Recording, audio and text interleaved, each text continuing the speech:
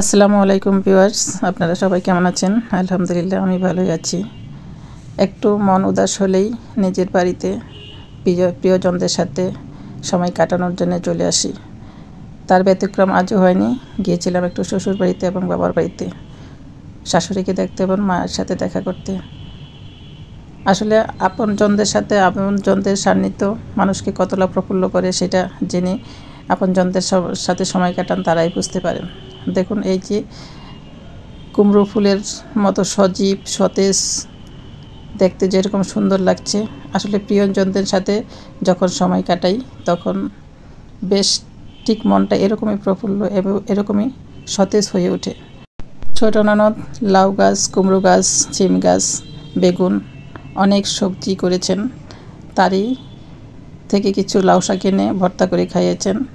এত টেস্টি আর এত ভালো লেগেছে, পেট ভরে ভাত খেয়েছি। আর দেখুন গাছে কি সুন্দর বেগুন হয়েছে, মানে ছাদের টপে এত সুন্দর সবজি হতে পারে কল্পনাই করা যায় না। বেগুনগুলো দেখেই মনটা ভরে গেল।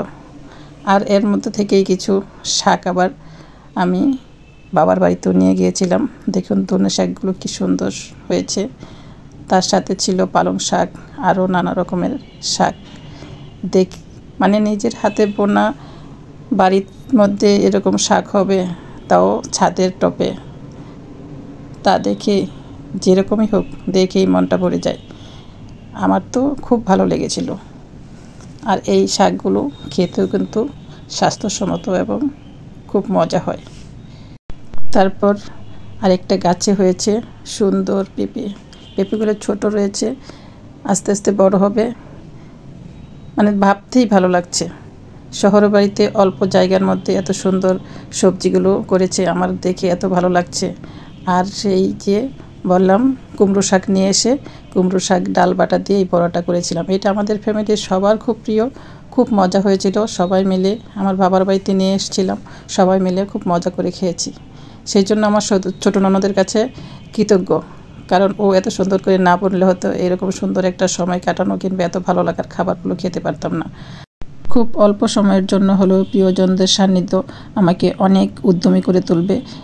তাই মাঝে মাঝেই মনটা ছুটে যায় প্রিয়জনদের সাথে নিজেকে রিসার্চ করার জন্য একটা পদ্ধতি। দেখুন দুপুরের খাবারের সাথে ছিল বিভিন্ন রকমের ভর্তা, সেই পাতা ভরা ডাল আর চিংড়ি মাছ দিয়ে সেই লাউ পাতার শাক, এত টেস্টি। সবার প্রিয়জনদের সাথে বসে খাওয়াটা ছিল খুবই মিষ্টি।